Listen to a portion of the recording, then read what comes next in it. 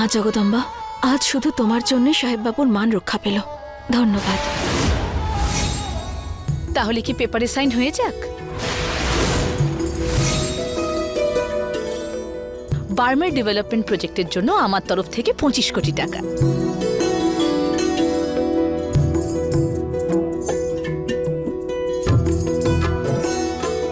এ নাও, এবার দুজনই সই করো। যারা জন্ম জন্মান্তরের সাথী, তারা যদি এই প্রজেক্টেও একসাথে কাজ করে তাহলে কতই না ভালো হয়। না না গায়ত্রী দেবী, আমি আমি এটা করতে পারবো না। আমি এর অংশীদার কি করে হতে পারি? এটা তুমি কি বলছো বিধি? তুমি আবিরের স্ত্রী, তার সব জিনিসে তোমার অধিকার রয়েছে। সুখে দুঃখের অংশীদার আমি হতে পারি, কিন্তু কাজের জন্য সমস্ত পরিশ্রম সাহেব বাবু একা করেছেন, তাই এটার ওপর সম্পূর্ণ অধিকার একমাত্র সাহেব বাবুর। অধিকার বলতে ওনার সব স্বপ্ন পূরণ হয়ে যাক, এটা ছাড়া আমি আর কিচ্ছু চাই না। সত্যি আবির, তুমি নিশ্চয়ই গত জন্মে কোনো পুণ্য করেছিলে, তাই এই জন্মেও তুমি বিধির মতো এত ভালো একটা মেয়েকে স্ত্রী রূপে পেয়েছো। আবির, হয়ে গেছে প্রেজেন্টেশন? প্রেজেন্টেশনের তো প্রয়োজনই হয়নি। আবির আর বিধির এই জন্মের ভালোবাসা আমার মনটা জয় করে নিয়েছে।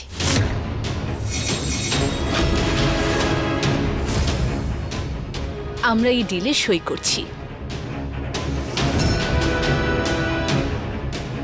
আরে, এটা তো দারুণ খুশির খবর। আমার মনে হয় বিধির এবার মিষ্টিমুখ করাই উচিত, কারণ এই ডিলটা তো বিধির জন্যই হয়েছে। আবির, তুমি বিধিকে মিষ্টিমুক্ত করাও। এতে কোনো সন্দেহই নেই। সাহেব বাবু, সাহেব বাবু, আপনার গলার আওয়াজ ধীরে ধীরে ফিরে আসছে।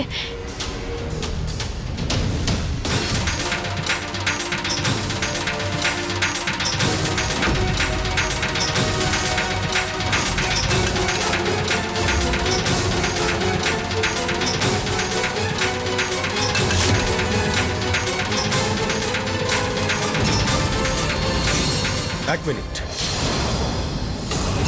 আরে বাবা, এই আনন্দের মুহূর্তে শঙ্করধ্বনি না হলে হয়?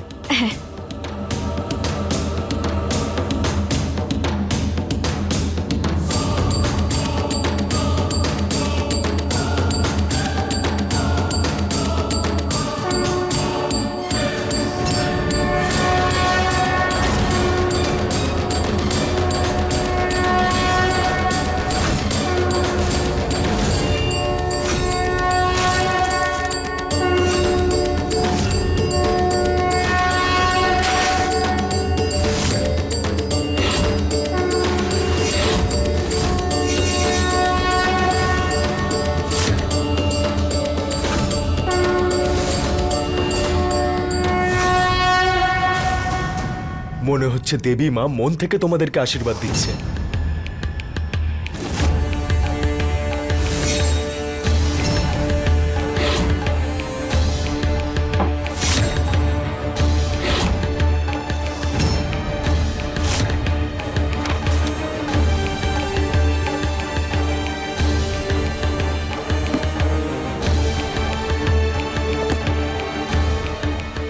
আবির,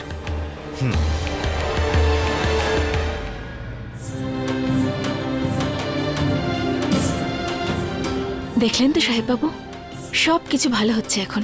এভাবেই আপনার গলার আওয়াজ খুব তাড়াতাড়ি ফিরে আসবে।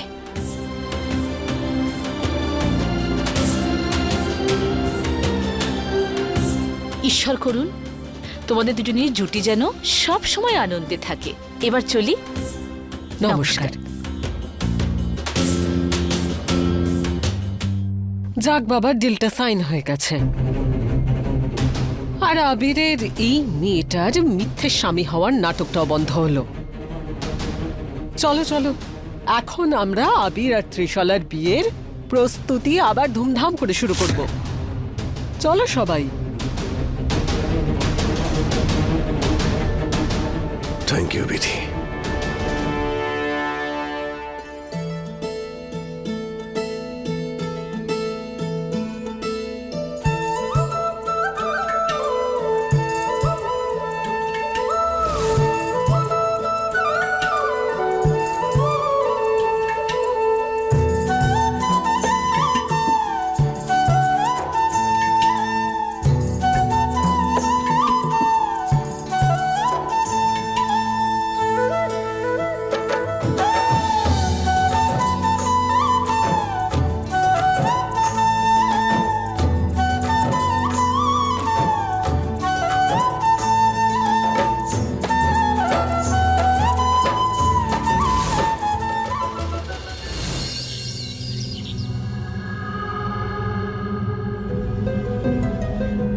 কাজের জন্য সমস্ত পরিশ্রম সাহেববাবু একা করেছেন, তাই এটার ওপর সম্পূর্ণ অধিকার একমাত্র সাহেববাবুর।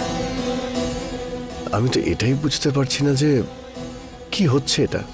ওই মেয়েটার কাছে এত ভালো সুযোগ ছিল, এত টাকা ও কোনোদিন ওর লাইফে দেখেও নি আর স্বপ্নেও দেখেনি, কিন্তু তাও কিছু নেয়নি। আচ্ছা, আমার কি বিধিকে বুঝতে কোনো ভুল হয়নি তো?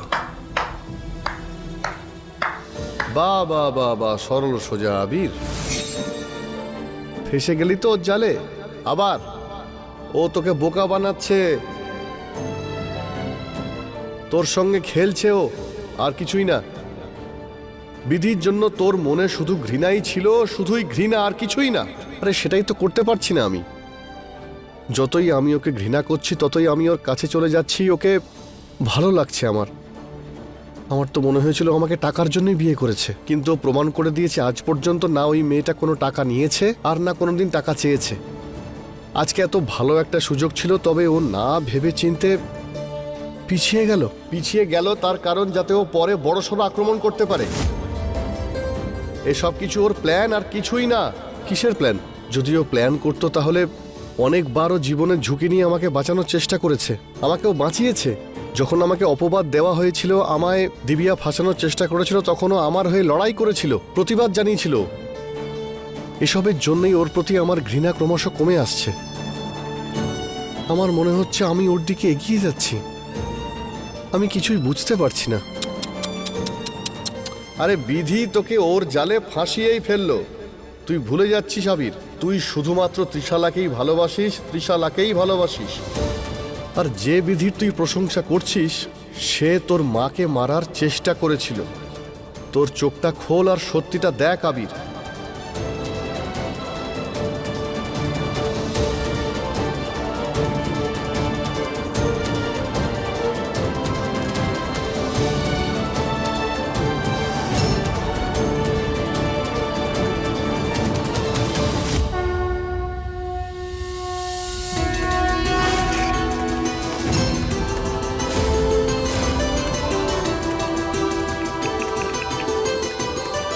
হ্যালো বিধি, সব ঠিক আছে তো? পৌঁছে গেছো? দেখো বিধি, তুমি একদম চিন্তা করো না। আমি দেবী মায়ের সামনে তোমার নামে পুষ্প অর্পণ করেছি। এবার দেখো, তুমি ওটা নিয়ে আসতে অবশ্যই সফল হবে। আর সব থেকে ভালো কথা হচ্ছে এটাই যে তুমি একদম নিয়ম মেনে নতুন বধূর রূপে সেজে ওই ফুলটা আনতে গেছো। দেবী মায়ের আশীর্বাদ সবসময় তোমার সাথে থাকবে।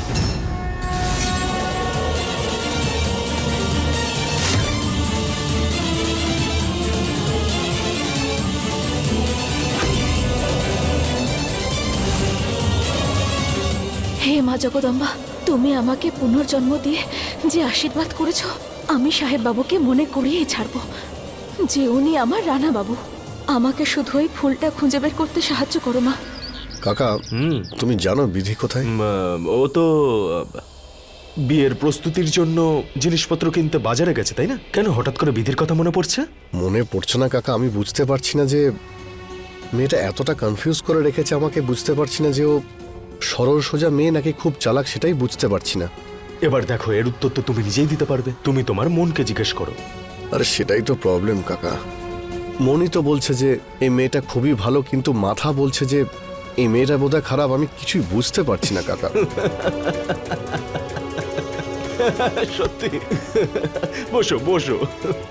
এই যে আমাদের মাথাটা আছে না, আমাদের সব সময় কনফিউজ করে যায়, আর আমাদের মনটা সব সময় সঠিক রাস্তায় নিয়ে যায়। তুমিও না কাকা, এত সিরিয়াস কথা বলছি আমি আর তুমি হাসছো। কি করব আমি, যখন থেকে এটা শুনেছি না, আমি হাসি থামাতেই পারছি না। আমার জীবনে এত প্রবলেম চলছে আর তুমি হেসেই যাচ্ছ। অদ্ভুত ব্যাপার না? পাগল।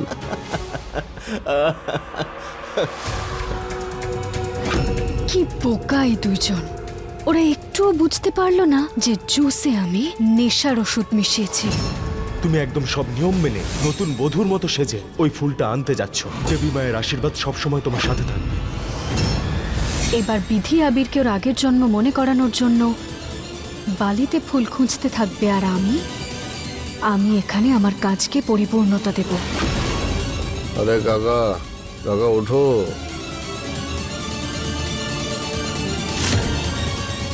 কাকা ওঠো না, কাকা ওঠো। আরে আবির, কি করছো তুমি? ঘুমোতে দাও না ওনাকে। এক্ষুনি কথা বলছিল, ঘুমিয়ে পড়লো বলেই ডাকলাম। আচ্ছা ঠিক আছে, ঘুমিয়ে পড়েছে যখন ঘুমোতে দাও। তুমি দেখো সন্ধেবেলায় তো আমাদের মেহেন্দি, তাই না? তুমি এসো আমার সাথে, ওঠো, এসো। তুমি এদিকে এসো না। এসো আবির, এসো এসো।